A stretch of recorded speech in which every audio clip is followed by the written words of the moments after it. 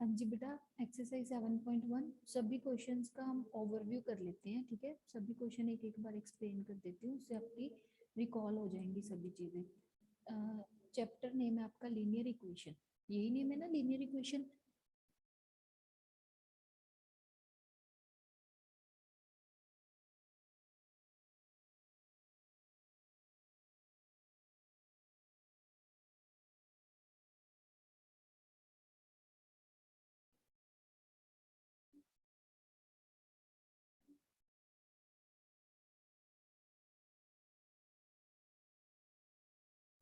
हाँ जी कोमल। मैम आपकी आवाज कम आ रही थी। अब आ रही है? Ma'am yes. कोई बात नहीं, नेटवर्क इशू हो जाते हैं कई बार। ठीक है, तो करें स्टार्ट। सबको मेरी वॉइस ऑडिबल है?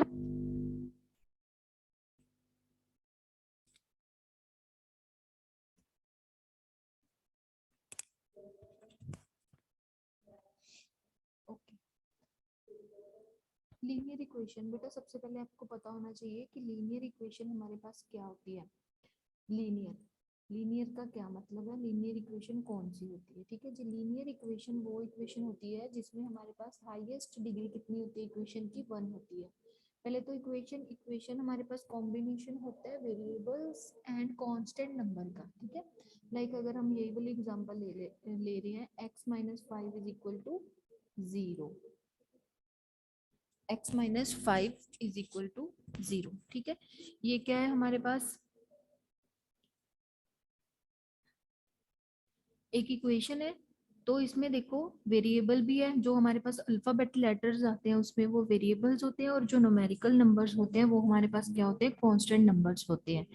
तो आप देखो x, x की हाईएस्ट पावर देखनी है, पावर मतलब डिग्री जो उसके ऊपर लगी होती है ना। ठीक है, x की जो हाईएस्ट पावर आपके पास अगर 1 आ रही है, हाईएस्ट पावर आपके पास कितनी आ रही है, 1, वो इक्वेशन हमारे पास कौन सी इक्वेशन होती है, लीनियर इक्वेशन। ठीक है जी, लीनियर इक्वेशन जिसमें x की हाईएस्ट पावर हमारे पास 1 आ रही है वो लीनियर इक्वेशन है। जैसे कि x plus seven is equal to two, इसमें हमारे पास x की हाईएस्ट पावर कितनी आ रही है, 1 आ रही है, तो x+7 is equal to two is a linear equation. अगर दूसरी साइड में आपको एक इक्वेशन की एग्जांपल दे रही हूँ, x⁻², ठीक है, ये 2 है, +9 equals to 0, x⁻² + 9 is equal to 0 है हमारे पास। इसमें आप चेक करो x की हाईएस्ट पावर आपके पास कितनी आ रही है, 2, 2 आ रही है हाईएस्ट पावर। तो ये हमारे पास लीनियर इक्वेशन नहीं है। क्यों? क्योंकि इसमें x की हाईएस्ट पावर कितनी आ रही है, 2 आ रही है। तो this is not a linear equation. Linear equation को आप कैसे आइडेंटिफाई करोगे, आप ऐसे आइडेंटिफाई करोगे अगर x की हाईएस्ट पावर आपके पास 1 आ रही है। ठीक है रजे?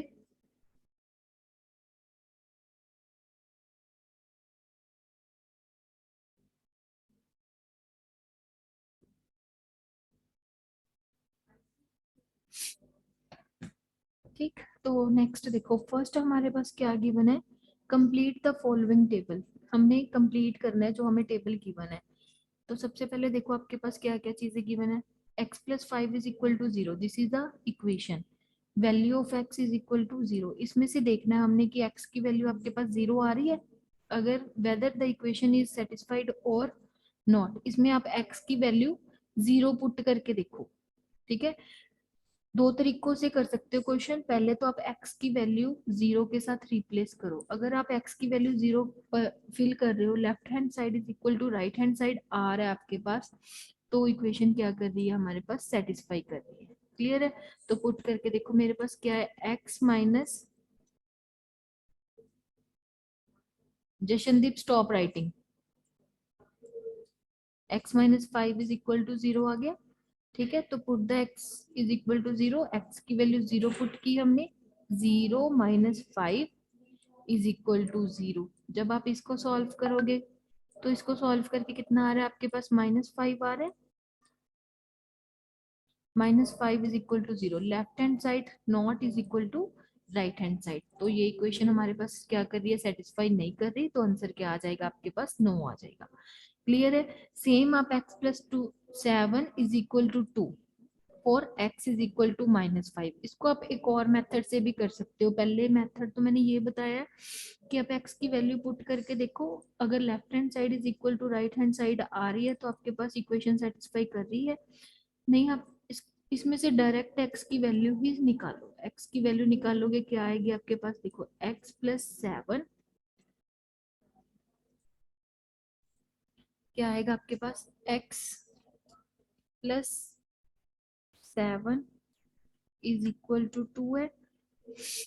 यहां से x की वैल्यू निकालो, x is equal to 2, 7 left hand side है, राइट में लेके जाओगे 7 क्या हो जाएगा, माइनस का। ठीक है, माइनस करोगे दोनों को, x की वैल्यू आपके पास कितनी आ गई, x is equal to -5।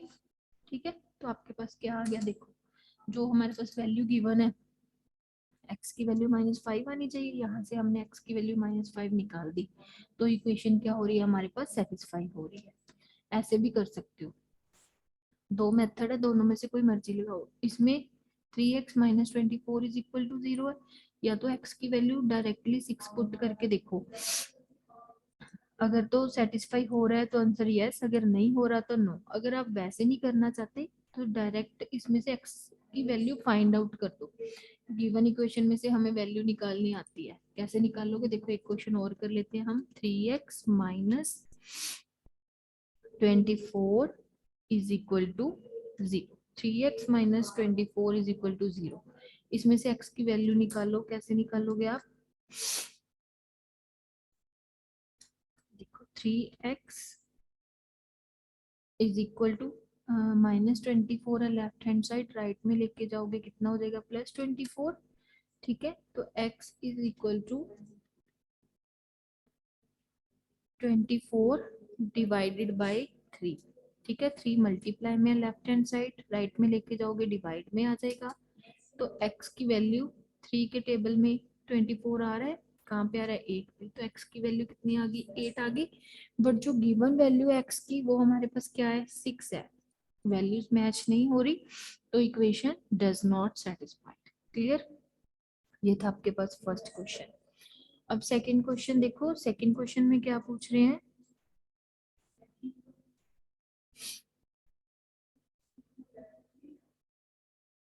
Second question में check whether the value given in the brackets is the solution of the corresponding equation और नॉट। सेम वही चीज जो हमने क्वेश्चन नंबर 1 में की है, क्वेश्चन नंबर 1 में वही चीज उन्होंने टेबल में दी थी। अब क्या बोल रहे हैं, check whether the value given in a brackets is the solution of corresponding equation. जो x की वैल्यू ये गिवन है हमारे पास, x इज इक्वल टू 7, हमने चेक करना है कि वो इसका सोल्यूशन है या नहीं है। इसको भी आप दो तरीकों से कर सकते हो, जैसे हमने फर्स्ट क्वेश्चन किया है। फर्स्ट मेथड इज, फर्स्टली आप x की वैल्यू -7 पुट करके देखो, अगर तो LHS is equal to RHS आ रहा है, मतलब left hand side is equal to right hand side आ रही है, तो इक्वेशन क्या हो जाएगी हमारी, सेटिस्फाई करेगी। ठीक है, सोल्यूशन है, मतलब x is equal to -7 is the solution of this equation. अगर इक्वल्स टू नहीं आ रहे तो ये सोल्यूशन नहीं है। दूसरी साइड क्या करोगे आप, इसमें से डायरेक्ट x की वैल्यू निकाल दो, अगर -7 आ रही है तो सोल्यूशन है, अगर -7 नहीं आ रही तो सोल्यूशन नहीं है। जैसे कि हम इसका एक क्वेश्चन करके देखते हैं। फर्स्ट क्वेश्चन, फर्स्ट क्वेश्चन देखो क्या है, x+13 is equal to 6, x+13 is equal to 6। क्या करना है, x की वैल्यू -7 सेटिस्फाई करनी है, तो x को रिप्लेस करो -7 के साथ, -7 + 13 इज इक्वल टू 6। सॉल्व करो, प्लस माइनस माइनस, 13 में से 7 माइनस करोगे कितना आ जाएगा, 6। 6 is equal to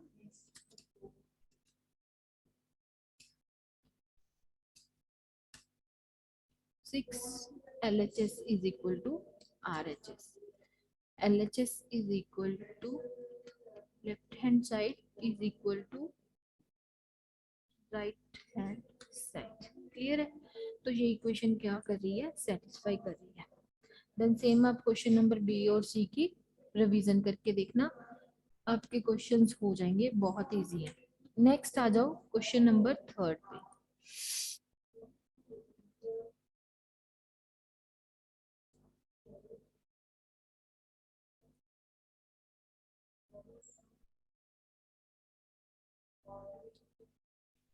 question number third में क्या है हमारे पास, write the equation of the following statement. Statement given है, उसकी आपने इक्वेशन राइट करनी है, ठीक है। Write the equation of the following statement. Given statement की आप इक्वेशन राइट करोगे। फर्स्ट आपके पास क्या है, the sum of 9 times a and 6 is 24, ठीक है। The sum of 9 times of a मतलब क्या है, हमारे पास a है, a का क्या करोगे आप, 9 टाइम, ठीक है। 9 टाइम a मतलब a को आप 9 के साथ मल्टीप्लाई कर दोगे। The sum of 9 time a and 6 is equals to 24। बस जो हमें वर्ड्स में लिख के दिया था उसको हमने मैथमेटिकली इक्वेशन में चेंज कर दिया, ये बन गई मेरी इक्वेशन। क्लियर है? जैसे कि क्वेश्चन नंबर बी में देखो, a number B divides by 7 gives 5। A number B, कोई नंबर बी है, ठीक, जिसको अगर आप 7 के साथ डिवाइड करोगे तो कितना गिव्स, मतलब कितना मिलेगा हमें, 5। B upon 7 is equal to 5। Clear है? ऐसे अब question number C D F कर सकते हो। मुझे बताओ सी डी एफ में किसी को कोई प्रॉब्लम है या हो जाएंगे? थर्ड का question number C D E और एफ सहज।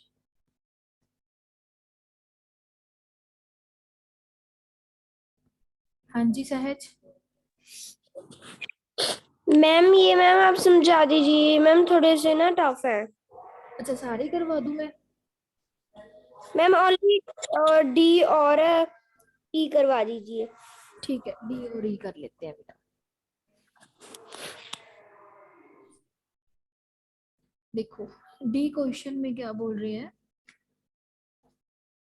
Simran's father 41 years old, he is 5 years older than the 3 times of Simran age. Simran's father is 41 years old, ठीक है। तो यहाँ पे सिमरन और उसके फादर की बात हो रही है, उसके फादर की एज कितनी है, 41। फादर हमारे पास कितने हैं, फादर की एज कितनी है, 41 years। नेक्स्ट क्या कह रहे हैं, ही is 5 years older, he is 5 years older than 3 times Simran's age, ठीक। देखो उन्होंने आगे, ये तो उन्होंने उनकी एग्जैक्ट एज बताई है 41, ये तो उसकी है। आगे उन्होंने इक्वेशन बना दी, he is 5 years older than 3 times the Simran's age, मतलब जितनी सिमरन की एज है उसका 3 टाइम करके उससे भी वो 5 years क्या है, ओल्डर है। देखो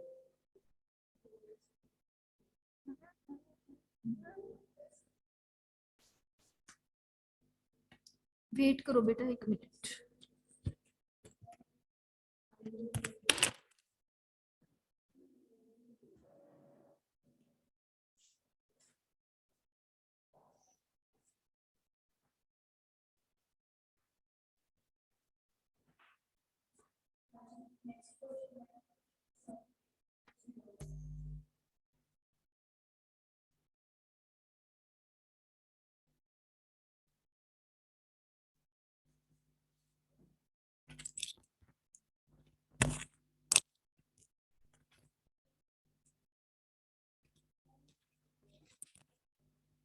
जी। तो हम सिमरन की एज को क्या कंसीडर करेंगे, एस। ठीक है, क्या लिखेंगे हम, let Simran age is equal to x. Simran की एज हमारे पास क्या है, एक्स है। तो उसकी फादर की एज कितनी है, जितनी सिमरन की एज है उसका 3 टाइम 3x, एंड उससे भी 5 ईयर क्या है, ओल्डर है। तो वो क्या बन जाएगी, उसकी फादर की एज। तो ये बन जाएगी हमारी इक्वेशन। ठीक है, he is 5 years older than 5 years older than 3 times Simran's age, 3 times Simran's age। Simran's age let is x। ठीक है, हमने लेट की है, सिमरन की एज x है और 5 years ओल्डर है, तब उसके फादर की एज बन जाती है। क्लियर है जी, क्वेश्चन नंबर डी समझ आ गया।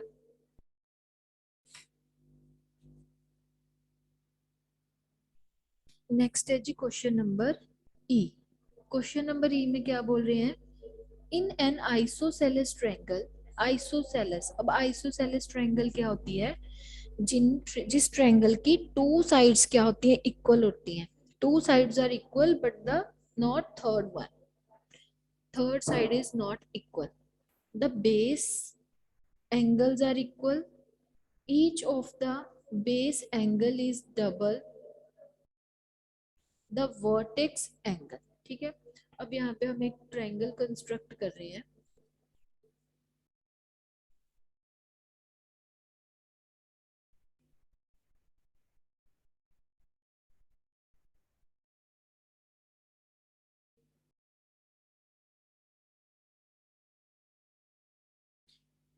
हमारे पास एक आइसोसेलेस ट्रायंगल है। अब ट्रायंगल में आगे क्या बोल रहे हैं हमें, the base angles are equal. इसके आइसोसेलेस ट्रायंगल है मतलब 2 साइड्स इक्वल होंगी। ठीक है, हम क्या मान के चलते हैं, ये दोनों साइड्स इक्वल है, third one is not equal.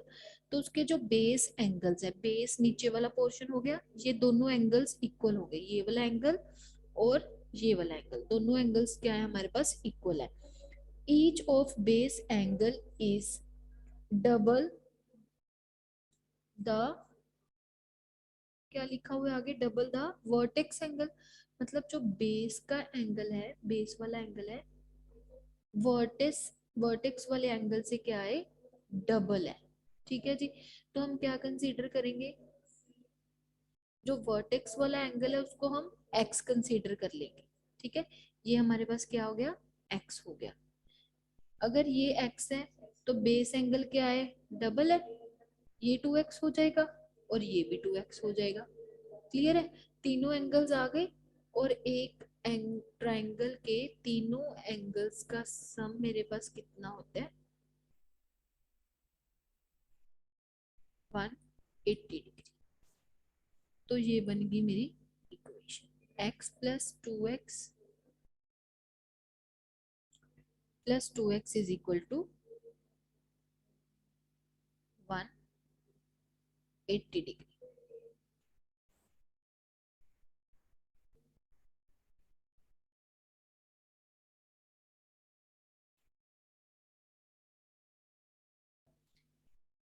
ठीक है जी, डी और ई पार्ट हो गया।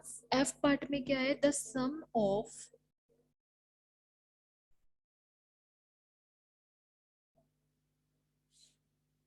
The sum of two consecutive odd numbers is 44। ठीक है, कंसेक्यूटिव। अब कंसेक्यूटिव क्या होता है हमारे पास, जो चीजें लगातार चल रही हैं। जैसे कि अगर हम कंसेक्यूटिव नंबर्स की बात करें, ठीक है, जिसमें कोई भी गैप ना हो, 1 1 का गैप हो, कॉन्टिन्यूसली चले, 1 2 आर द कंसेक्यूटिव नंबर। ठीक है, 11 12 मेरे पास कंसेक्यूटिव नंबर होंगे। कोई भी नंबर कहीं से भी उठा लो जो लगातार चल रहे हैं। जैसे कि अगर मैं लिखूं 25 एंड 26, ये भी मेरे पास क्या होएगा, कंसेक्यूटिव नंबर ही होएगा। क्लियर है, जो नंबर लगातार चल रहे हैं वो मेरे पास कौन से नंबर हो गए, consecutive number. The sum of two consecutive odd numbers. अब कंसेक्यूटिव ओड नंबर कौन से हो गए, जो कॉन्टिन्यूसली ओड में आ रहे हैं। जैसे कि 1 1 के बाद कौन सा आ रहा है, 3। ठीक है, 3 के बाद कौन सा आ रहा है, 5 5 के बाद कौन सा आ रहा है, 7। मतलब 2 2 का गैप हो गया इनके बीच। ये मेरे 1 1 का गैप हो गया, ठीक है। जैसे कि 1 + 2 2 ही करेंगे हम ऐड, तो उनका सम क्या है 44 है। तो फर्स्ट कंसेक्यूटिव नंबर मेरे पास कितना हो गया x। सपोज करो अगर फर्स्ट में 1 ले रही हूँ, आगे मैंने 3 तक जाना है, तो मुझे x में 2 ऐड ही करना पड़ेगा, 1 में 2 ही ऐड करना पड़ेगा। फर्स्ट कंसेक्यूटिव नंबर मेरे पास क्या हो गया x हो गया, दूसरा कंसेक्यूटिव नंबर मेरे पास क्या हो जाएगा x + 2, ठीक।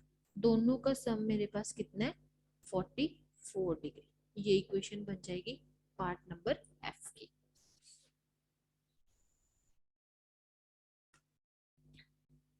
नेक्स्ट है जी क्वेश्चन नंबर 4। क्वेश्चन नंबर 4 में क्या है, हाँ जी कवनीत बेटा 2 मिनट वेट करो।